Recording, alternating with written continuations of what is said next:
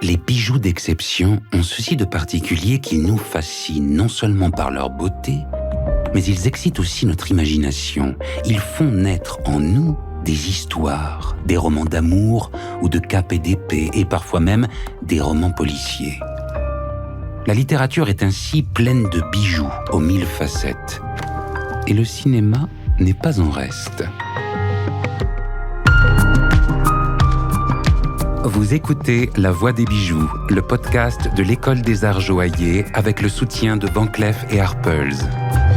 On vous dévoile les fascinantes histoires et les savoirs secrets des bijoux à travers le monde.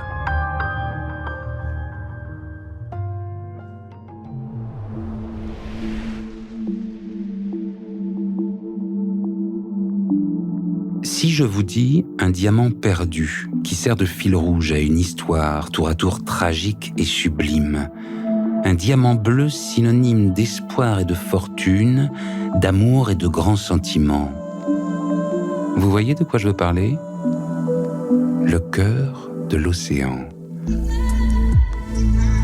Le joyau autour duquel se noue l'intrigue du film Titanic.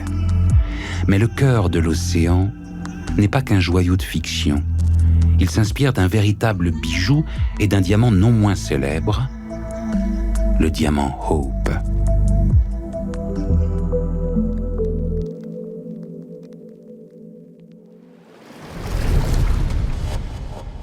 Novembre 1958. Harry est connu pour avoir toujours un diamant dans la poche, en guise de porte-bonheur.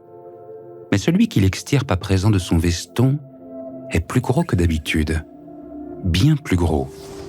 Sa main tremble imperceptiblement, car cette pierre est spéciale, spécialement belle et spécialement dangereuse. Et même si Harry n'est pas superstitieux, dans son regard, la fascination le dispute à l'inquiétude, parce qu'il connaît l'histoire de ce diamant sous toutes ses facettes, même les plus obscures et les plus anciennes.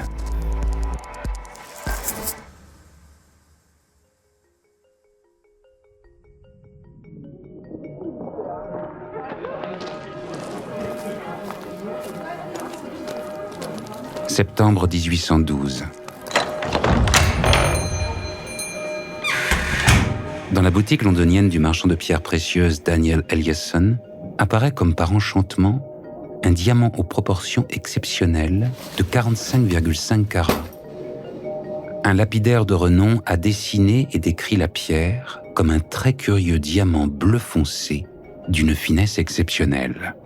C'est un diamant bleu de 45,5 carats qui est assez extraordinaire, de par sa couleur et sa taille. Paul Paradis, historien de l'art et professeur à l'École des Arts Joailliers. C'est un diamant très important dans l'histoire justement des pierres. Et un joaillier anglais qui a eu accès à ce diamant nous a laissé un memorandum, c'est-à-dire une note technique qui décrit le diamant, et il y a aussi un dessin de sa main. Et il a décrit de cette manière, le dessin ci-dessus correspond exactement à la taille et à la forme d'un très curieux diamant bleu foncé très fin. Il est taillé en brillant et équivaut à un beau saphir bleu foncé. Il est d'une grande beauté et d'une perfection absolue, sans tache ni défaut. Et la couleur est uniforme et parfaite sur l'ensemble du diamant. À n'en pas douter, ce diamant fabuleux vaut une fortune. Alors, qui aura la richesse et l'audace de se l'offrir ? Peut-être George IV, le nouveau roi d'Angleterre, connu pour ses frasques et déjà client du marchand Eliasson. Le bleu de ce diamant ne renvoie-t-il pas à la couleur du légendaire roi Arthur ? Mais c'est un autre être, non moins extravagant, qui va en faire l'acquisition. L'héritier d'une riche famille de banquiers anglo-néerlandais qui, au négoce, préfère les voyages et les gemmes, Henry Philip Hope.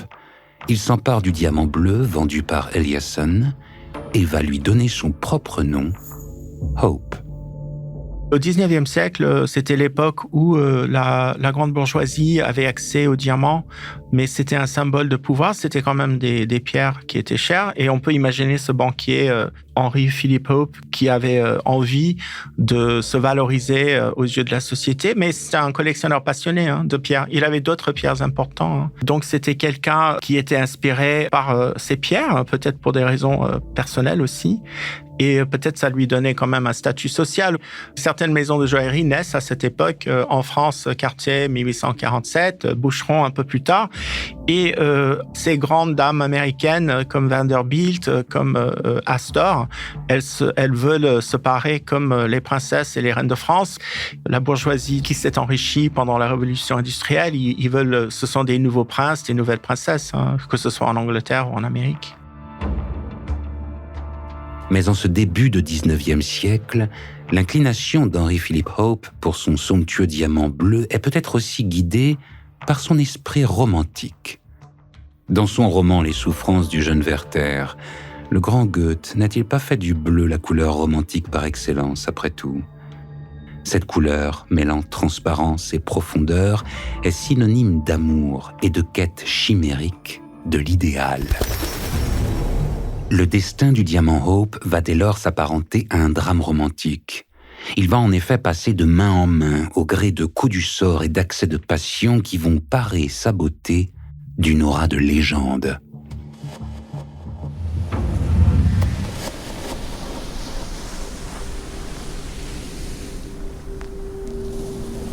Après la mort d'Henry Philip Hope en 1839, le joyau reste dans la famille et c'est finalement un certain Francis Pelham Clinton Hope qui en hérite en 1884.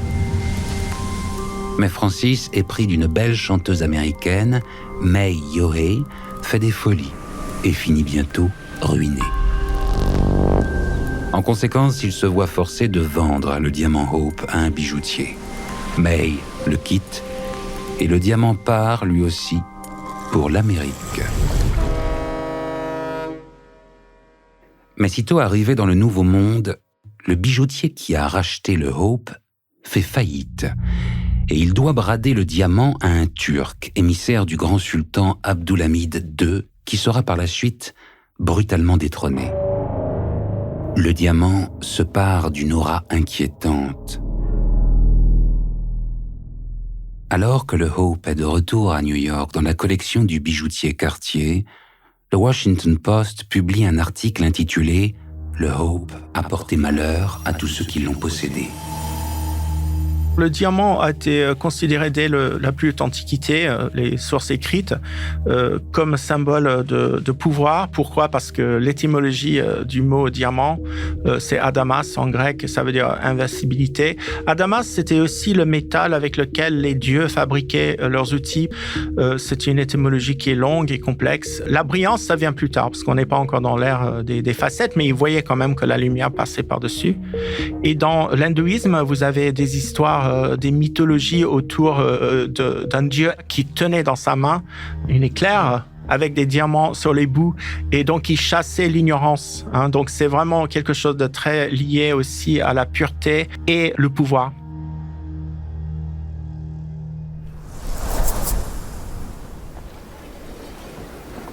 Nous sommes en 1910.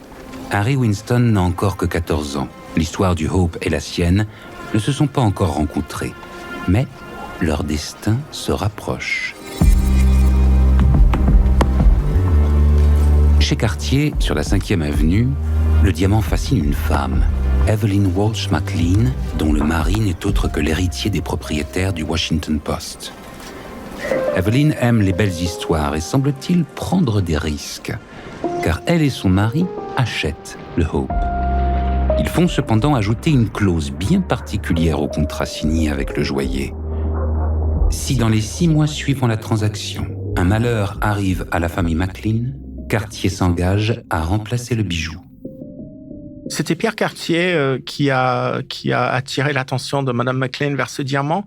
Et ce diamant a été monté sur un diadème, une tiare, avec des diamants incolores. Et elle préférait d'autres choses. Donc, on va lui ressertir ce diamant dans un bijou qui ressemble à celui d'aujourd'hui, avec 16 diamants incolores en platine, un collier.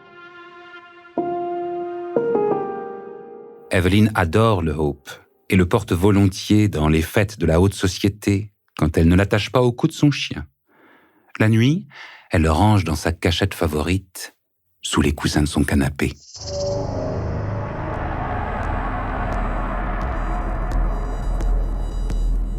Mais dans les années qui suivent, le jeune fils d'Evelyn, 9 ans, meurt renversé par une voiture. Son mari perd la raison et finit ses jours dans une clinique psychiatrique. Plus tard, sa fille succombe à une overdose de somnifères. Le Hope est maudit. Cela ne fait plus aucun doute. Ni pour le grand public, ni pour Hollywood, qui produit en 1921 le film The Hope Diamond Mystery, écrit par son ex-propriétaire désargenté, May Yohe.